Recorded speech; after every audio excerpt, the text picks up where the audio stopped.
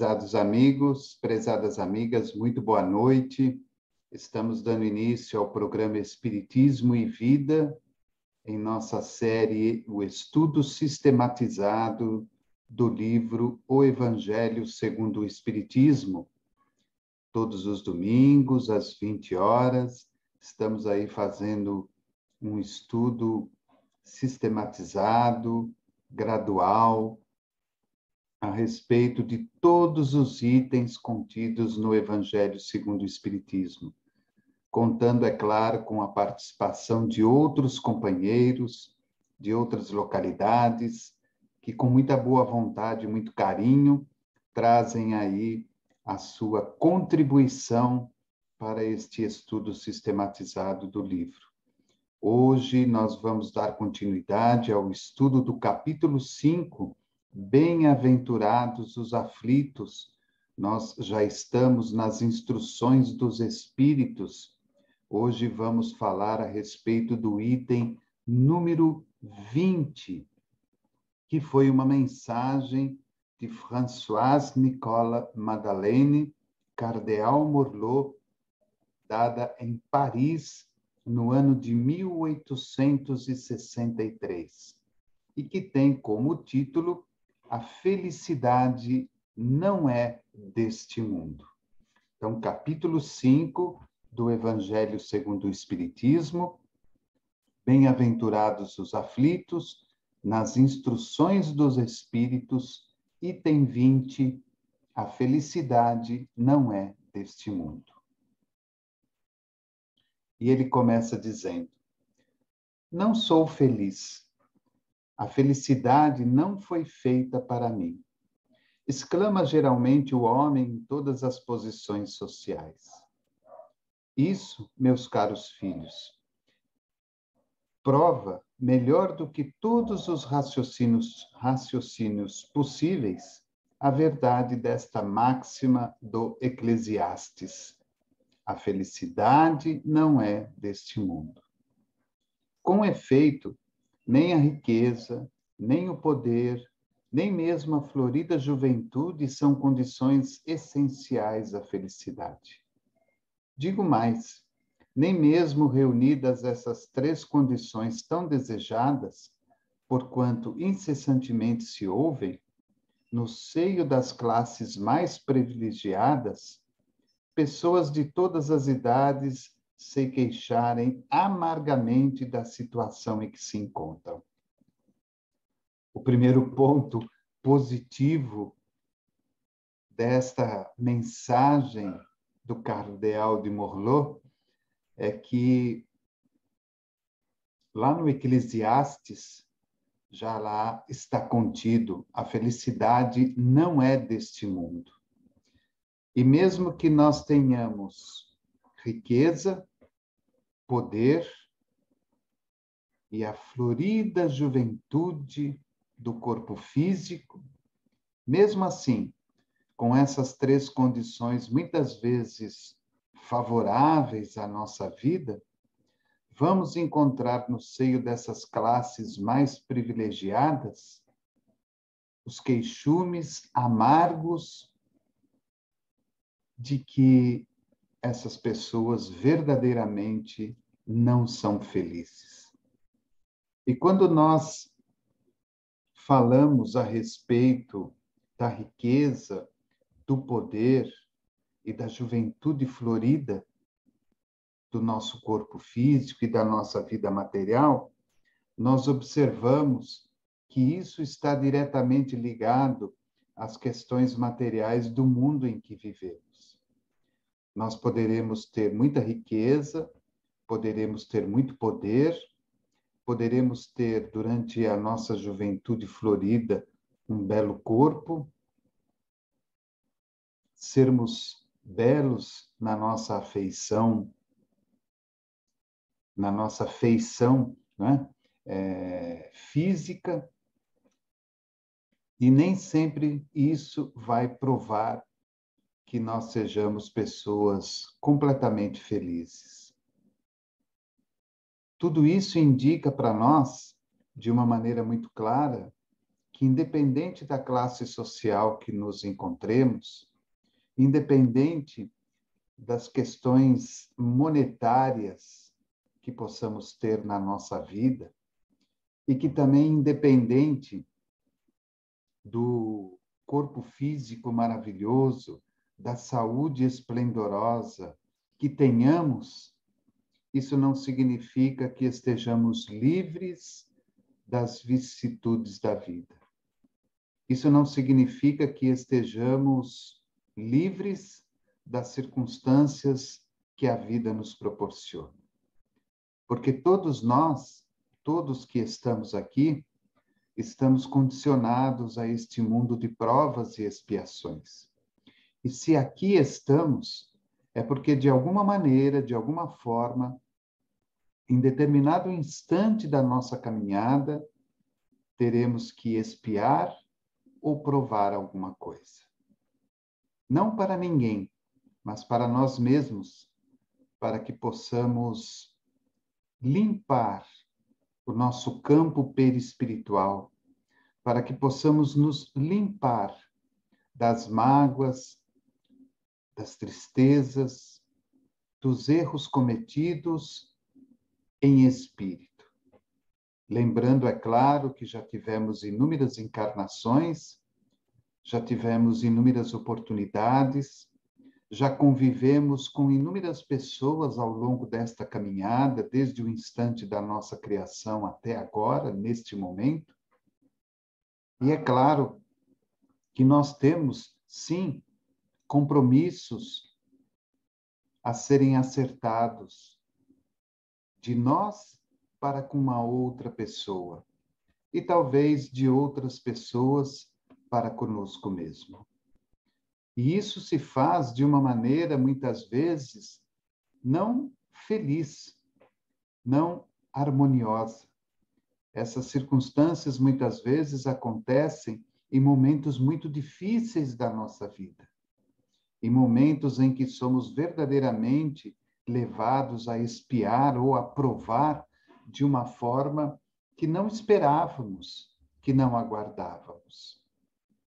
Da mesma forma que não sabemos o que nos aconteceu em encarnações anteriores, não sabemos o que nos espera amanhã ou no futuro. Vamos gradativamente construindo, com o trabalho ininterrupto, um dia melhor amanhã. Vamos construindo hoje para recolher amanhã. Mas isso não significa dizer que nós estaremos livres destas circunstâncias de resgate, vamos dizer assim, de compromissos que muitas vezes ficaram marcados ao longo de inúmeras outras encarnações. Então, o Espírito deixa muito claro que realmente a felicidade plena, total, aquela verdadeira felicidade interior, ela não é deste mundo. Porque, como estamos num mundo de provas e expiações, o mal ainda impera de uma maneira mais forte e mais predominante sobre o bem. E a materialidade, muitas vezes exposta pelo egoísmo, pela vaidade, pelo orgulho, pela ambição das almas aqui encarnadas, prejudica de uma maneira muito profunda que a felicidade ela seja plena e verdadeira. Ele continua nos falando: diante de tal fato, é inconcebível que as classes laboriosas e militantes invejem com tanta ânsia a posição das que parecem favorecidas da fortuna. Neste mundo, por mais que faça, cada um tem a sua parte de labor e de miséria, sua cota de sofrimentos e de decepções, donde facilmente se chega à conclusão de que a terra é lugar de provas e expiações. Então, ele nos mostra que todos nós temos as nossas cotas. A cota de riqueza, a cota de pobreza. A cota de fortuna e a cota de miséria. A cota de doença, a cota de saúde, a cota de sofrimentos e de decepções. Todos nós temos algo a resgatar em nosso momento reencarnatório. Isso faz parte desta terra que, como ele diz, ainda é um lugar de provas e expiações. Ora, se nós estamos vivendo num planeta onde ele é considerado um planeta de provas e expiações, é muito claro e muito óbvio entendermos e compreendermos que vamos encontrar aqui, no seio da nossa sociedade, junto daqueles que estão próximos de nós, até mesmo dentro do nosso círculo familiar, momentos de prova e, em outros instantes, até de algumas expiações. Porque se assim não fosse, a regra, segundo a orientação dos espíritos superiores, dadas em O Livro dos Espíritos, não estaria de acordo com este mundo que estamos vivendo. Mesmo os grandes missionários que já passaram pela Terra, deixando a sua mensagem de esperança, de otimismo, de fé e de amor, mesmo esses grandes missionários tiveram seus instantes de prova, tiveram os seus momentos de expiação. Nenhum deles teve o privilégio de uma felicidade plena, onde nós podemos dizer que aquele espírito reencarna, cumpre a sua missão maravilhosamente, sem dor, sem sofrimento, sem mágoas, sem decepções, e depois desencarna em paz e com harmonia.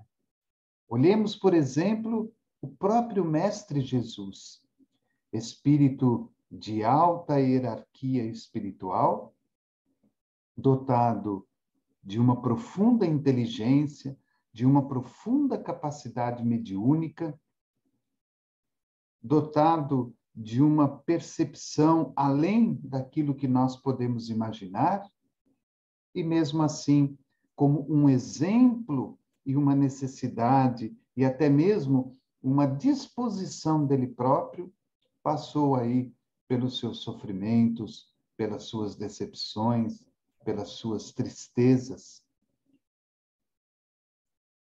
Então, nós, que talvez sejamos espíritos mais endividados do que o próprio Jesus, fica muito claro que também tenhamos que vivenciar somente uma felicidade relativa. Aquela felicidade que muitas vezes nos aparece à frente e que ela dura um determinado período. E quando chega naquele determinado ponto, uma nova decepção, uma nova dor, um novo sofrimento, uma nova amargura nos bate à porta. É como se estivéssemos num subir e descer, num subir e descer. E o descer é justamente aquele instante em que somos chamados a vivenciar a prova ou a nossa própria expiação. E é sempre interessante lembrar que nós já estamos naquela condição de bem administrarmos ou mal administrarmos o nosso livre-arbítrio. E quando isso acontece, ou seja, quando nós mal administramos o nosso livre-arbítrio, nós acabamos criando uma dor a mais, um sofrimento a mais. Então, a grande finalidade para que possamos ter uma felicidade relativa mais duradoura é que nós saibamos usar todos os momentos da nossa vida de uma maneira correta, de uma maneira racional, de uma maneira efetiva para o bem, para o crescimento e para o desenvolvimento. Tudo aquilo que faço de melhor, tudo aquilo que faço como crescimento e desenvolvimento de mim mesmo e de tudo e de todos que estão ao meu redor, significa atenuar, diminuir amanhã a prova ou a expiação. É claro que a vida, pelo que nos ensinam os benfeitores espirituais, novamente em O Livro dos Espíritos, a vida, ela não tem os seus acasos do destino. Não existe o acaso. Tudo tem uma circunstância, tudo tem um porquê, tudo tem uma razão de ser.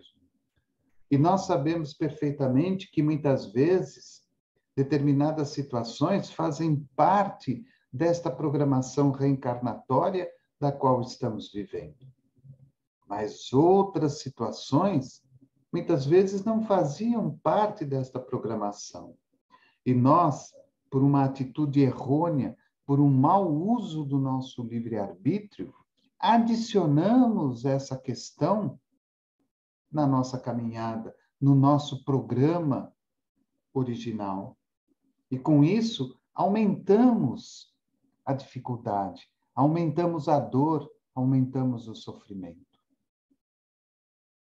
Então, os benfeitores nos orientam para que possamos dar à nossa vida, mesmo dentro de uma felicidade relativa deste momento, uma condição de vida equilibrada e feliz, racional, verdadeira e justa, onde nós possamos fazer o bem a nós próprios e também fazer o bem àqueles que estão próximos a nós, à vida de um modo geral. Porque estamos, como eu disse, atenuando, diminuindo o nosso comprometimento conosco, com os outros e com a vida. Ele continua dizendo: assim, pois, os que pregam que ela é a única morada do homem e que somente nela e numa só existência é que ele cumpre alcançar o mais alto grau das felicidades que a sua natureza comporta, iludem-se e enganam os que os escutam, visto que demonstrado está, por experiência arquicelular, que só excepcionalmente este globo apresenta as condições necessárias à completa felicidade do indivíduo. Então, olha que interessante, ele mostrando para nós que muitas vezes as pessoas acreditam que esta é uma única vida, uma única oportunidade, e que não há em nenhuma outra parte uma nova morada e um novo conceito de população, seja ela física ou quase física ou plenamente espiritual, como nos ensinam os próprios espíritos nas obras da codificação. E com isso a pessoa se acha no direito e às vezes até no dever de tirar desta vida e deste local tudo o que ela pode. Não importa se ela tenha que se sobrepor a tudo e a todos para alcançar a sua felicidade. Mas aí ele coloca lá na frente, por experiência arquicelular, que só excepcionalmente este globo apresenta as condições necessárias à completa felicidade do indivíduo. Ou seja, está mais do que provado, não só pelas obras da codificação, onde os espíritos nos falam das inúmeras moradas na casa do Pai, onde o próprio Jesus, há mais de 2000 anos atrás, também nos alertou a respeito disso, de que há muitas moradas na casa do Pai, ou seja, não somos os únicos. Não somos os privilegiados. Nós somos, sim, viajantes do espaço e do tempo e que hoje estamos aqui fazendo a nossa parada neste mundo de provas e expiações para que possamos também provar e expiar aquilo que nos é necessário. E que agir conforme aqueles que pensam desta forma, uma única vida, uma única oportunidade, é simplesmente estagnar, paralisar o nosso processo evolutivo, o nosso processo de crescimento e desenvolvimento. E dar razão de que realmente essa é a única, plena, total e verdadeira felicidade. Ou seja, eu tenho que conquistar a tudo, seja o que for e de que maneira for, para que eu possa me tornar uma pessoa verdadeiramente feliz. Em tese geral, pode afirmar-se que a felicidade é uma utopia, a cuja conquista as gerações se lançam sucessivamente, sem jamais lograrem alcançá-la. Se o homem ajuizado é uma raridade neste mundo, o homem absolutamente feliz jamais foi encontrado. Olha que bonito. Se o homem ajuizado é uma raridade neste mundo, o homem absolutamente feliz jamais foi encontrado. E não vamos encontrar mesmo.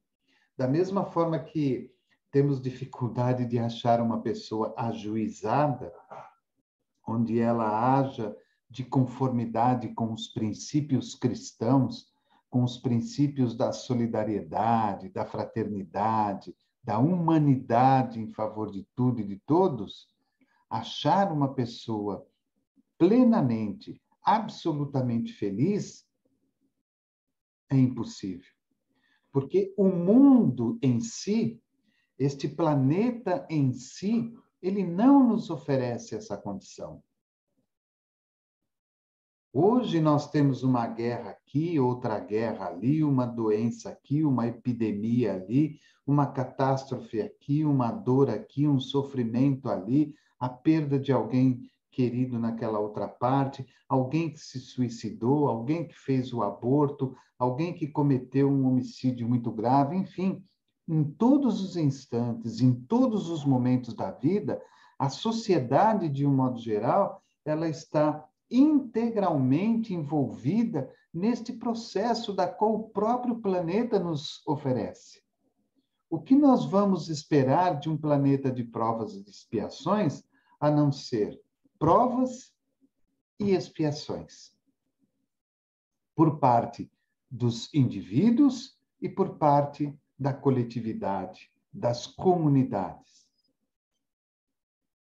Só que cabe a nós, através do estudo, através do aperfeiçoamento, através da mudança interior, através da reforma pessoal, mudarmos este conceito não na sociedade, não nos indivíduos. Nós temos que mudar em nós. Porque quando mudamos em nós, como disse anteriormente, vamos atenuando as nossas provas e as nossas expiações. E vamos tendo condições de nos elevarmos a um mundo melhor. Ora, podemos ser, ao desencarnar, levados pela nossa boa condição de vida a um mundo regenerativo. Ou, de repente, se a própria Terra firmar o seu compromisso de mudança para um planeta de regeneração, aqui voltarmos já regenerados para fazermos parte da nova sociedade. Então, neste instante, verdadeiramente, a felicidade, ela é simplesmente relativa, simplesmente momentânea. O que consiste a felicidade na Terra é coisa tão efêmera para aquele que não tem a guiá-lo à ponderação, que, por um ano, um mês, uma semana de satisfação completa, todo o resto da existência é uma série de amarguras e decepções. E notai, meus caros filhos, que falo dos venturosos da terra, dos que são invejados pela multidão. Então, muitas vezes, nós nos medimos por pessoas que tiveram aí um mês, um ano, uma semana de plena felicidade, mas que interiormente ainda guardam dentro de si, de suas vidas particulares, inúmeros sofrimentos e inúmeras dores. Ele está falando exclusivamente de alguns venturosos que tiveram alguns momentos a mais de felicidade, que tiveram alguns momentos a mais de alegria, de vitórias, que tudo isso muitas vezes se resume a um determinado instante da própria reencarnação. Ora, o que é? O que é um ano, um mês, uma semana, um dia numa reencarnação? O que é tudo isso na minha vida eterna como espírito? É como se nós olhássemos um grão de areia na praia, ou seja, algo muito pequeno, muito insignificante. Então, que nós, ao olharmos para aquele determinado venturoso, que durante um determinado período teve ali o seu momento de plena felicidade, que nós nos atentemos a isso, porque nem sempre aquilo que os nossos olhos veem é realmente aquilo que está por detrás daquele espírito, daquela alma ali reencarnada. Porque muitas vezes aquilo foi só um momento, foi só um lampejo dentro da sua caminhada. E que com certeza ela traz dentro de si, dentro da sua intimidade, ainda muito sofrimento, muita dor, muito desespero.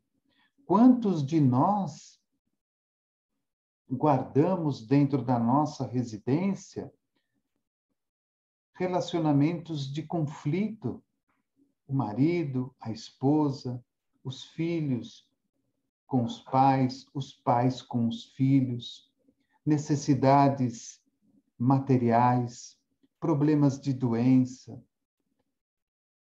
problemas no trabalho, problemas financeiros, enfim, cada um de nós, dentro do seu domínio doméstico, dentro do seu domínio profissional, cada um de nós guarda uma dor, um sofrimento, uma necessidade.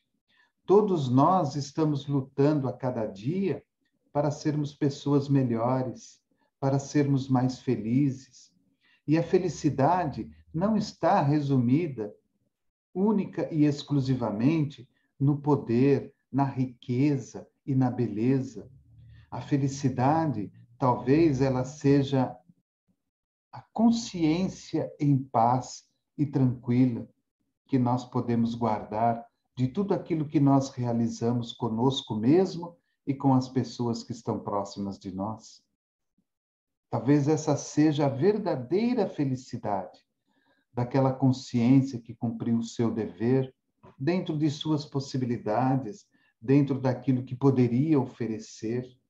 Talvez até gostaria de fazer mais, oferecer mas faltou-lhe talvez um pouco mais de tempo, um pouco mais de condição, um pouco mais de força, de ânimo, de fé.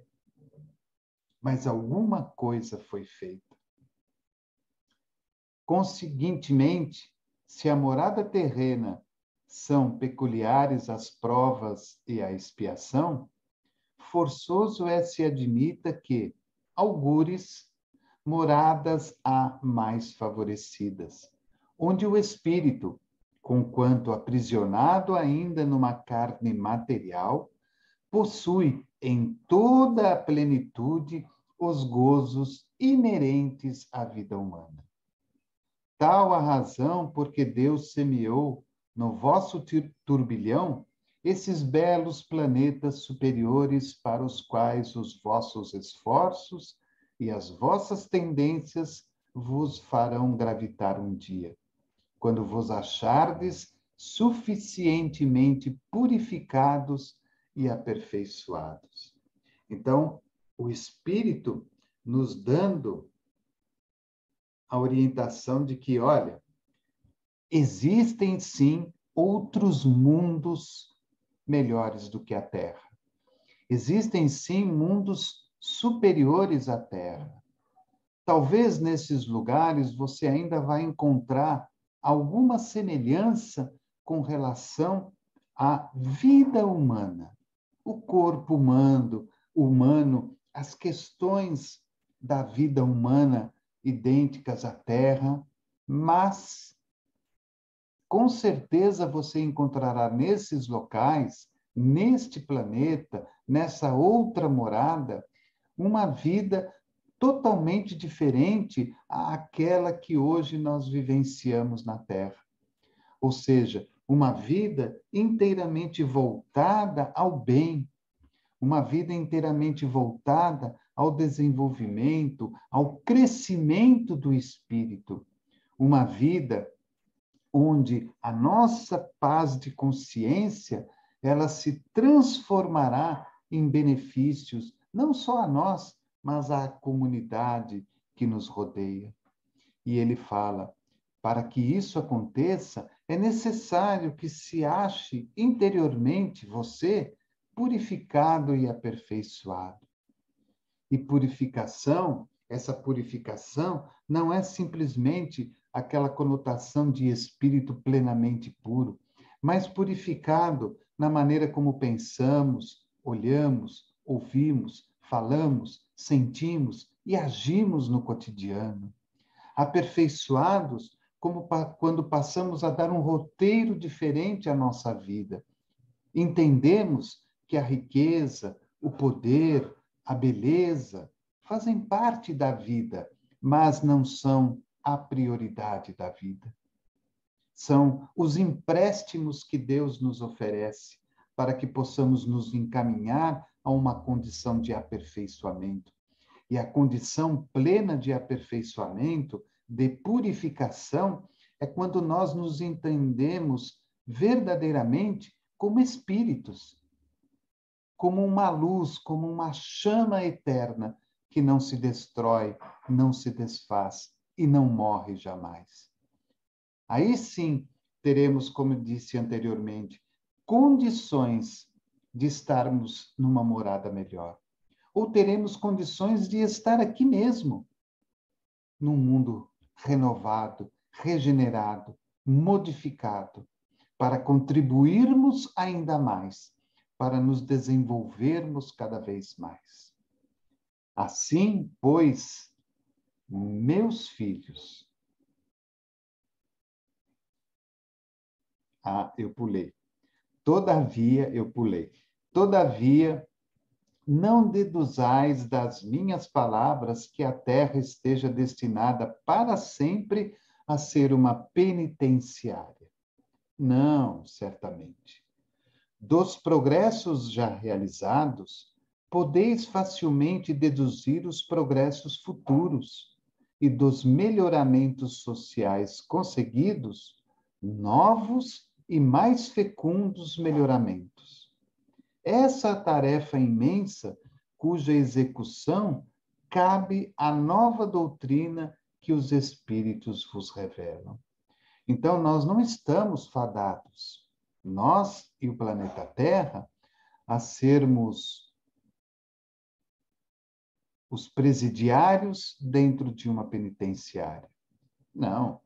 A Terra está fadada ao seu desenvolvimento, ao seu crescimento, à sua mudança para um planeta de regeneração. E nós, individualmente, estamos sendo chamados a isso, a essa transformação interior, a sermos também espíritos regenerados, para que possamos ter a liberação, a oportunidade de estarmos aqui, vivendo num planeta regenerado e contribuir com ele para que ele continue crescendo. E, é claro, automaticamente, nós também estaremos crescendo. Ele cita, e olha que nós estamos falando de uma mensagem de 1863, e esse Espírito já fala: dos progressos já realizados, podeis facilmente deduzir os progressos futuros, e dos melhoramentos sociais conseguidos, novos e mais fecundos melhoramentos. Nós estamos falando de uma mensagem de 1863. Esse Espírito está nos falando de progressos já realizados naquela época. Imagine, então, os progressos futuros. Esse Espírito está falando de melhoramentos sociais já conseguidos naquela época. Imagine, então, no futuro. Então, de 1863, hoje nós estamos em 2022, anos se passaram, décadas se passaram. E tanto o homem aqui encarnado, a alma encarnada, o espírito aqui encarnado, evoluiu em toda a sua plenitude, como também o próprio planeta evoluiu. Não, realmente a felicidade não é ainda deste mundo. Mas nós já temos progressos, nós já temos melhoramentos, nós já temos condições de uma vida mais equilibrada, mais feliz e mais saudável. Nós temos mais recursos, nós temos mais desenvolvimento, nós temos mais progresso em todas as áreas da humanidade. E aí sim, ele termina dizendo: essa tarefa imensa, cuja execução cabe à nova doutrina que os Espíritos vos revelam. Essa tarefa imensa, cuja execução cabe à nova doutrina que os Espíritos vos revelam. Então, ele está falando da doutrina espírita. Essa é a tarefa nossa como espíritas. Trabalharmos para o desenvolvimento do planeta, trabalharmos para o nosso desenvolvimento, trabalharmos na contribuição de ajudar a desenvolver a tudo e a todos que estão do nosso lado. E não fazermos da própria doutrina um trampolim para o nosso engrandecimento no poder, na riqueza, na demonstração. Não, é usarmos da doutrina para levar ao coração daqueles que ainda não encontraram a luz de uma felicidade consciencial interior, de que tudo depende da própria pessoa. Quando ela supera as suas dificuldades, quando ela supera os seus sofrimentos, entende que aquela felicidade é relativa, mas entende também que aquele sofrimento é relativo e que tudo isso vai se transformar, que tudo isso vai passar e que amanhã ou depois, aqui ou em outra morada, ela encontrará em si a verdadeira felicidade que está na consciência tranquila dos atos benéficos que realizamos por nós, pelos outros, pelo planeta, pelo local e pela vida que temos. E aí sim, o cardeal Morlot termina dizendo: assim, pois, meus queridos filhos, que uma santa emulação vos anime e que cada um de vós se despoje do homem velho. Deveis todos consagrar-vos à propagação desse espiritismo que já deu começo à vossa própria regeneração. Corre-vos o dever de fazer que os vossos irmãos participem dos raios da sagrada luz. Mãos, portanto, à obra, meus muito queridos filhos, que nesta reunião solene todos os vossos corações aspirem a esse grandioso objetivo de preparar para as gerações por vindouras um mundo no qual já não seja vã a palavra felicidade. Olha que mensagem de encerramento tão linda dada pelo cardeal. Assim, pois, meus queridos filhos, que uma santa emulação vos anime e que cada um de vós se despoje do homem velho.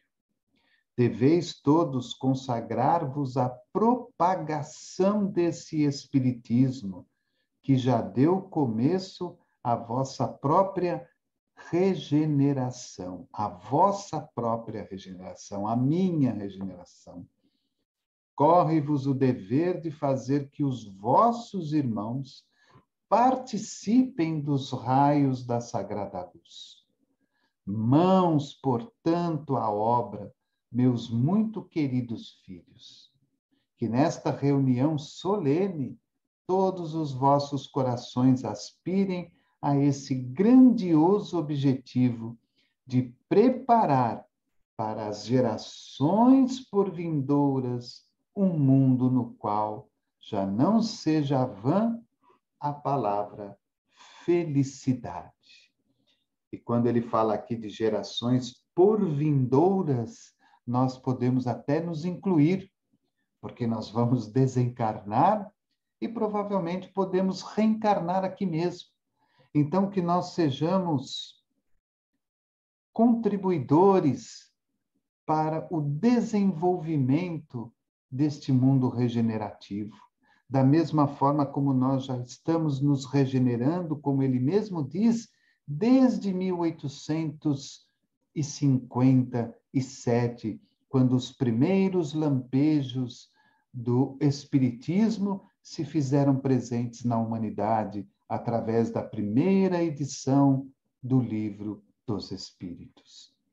Então, fica aí a mensagem do cardeal Morlot, neste capítulo 5 do Evangelho segundo o Espiritismo, nas instruções dos Espíritos, item 20, para que nós possamos, se possível, fazer aí uma leitura em casa, refletir novamente a respeito daquilo que nos foi oferecido nesta noite, para uma reflexão, quando ele fala a respeito de que a felicidade não é deste mundo.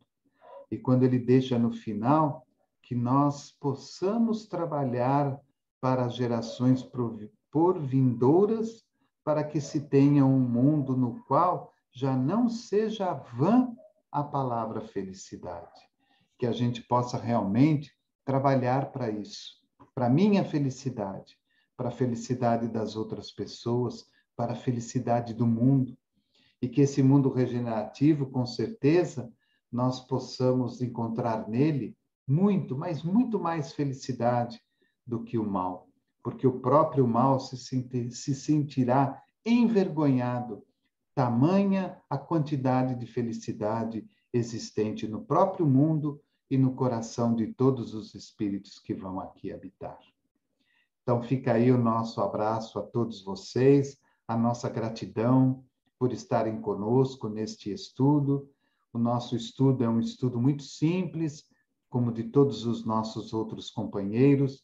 Cada um deles oferece aquilo que tem condições de oferecer, mas nós sabemos perfeitamente que todos eles o fazem com muito amor, com muito carinho, com muita dedicação, com um único objetivo, de ajudar-nos a nós próprios e a todos aqueles que nos ouvem e que vão nos ouvir em outra oportunidade, para que o entendimento do Evangelho, de uma maneira clara e objetiva, seja feita para a ajuda de tudo e de todos nós.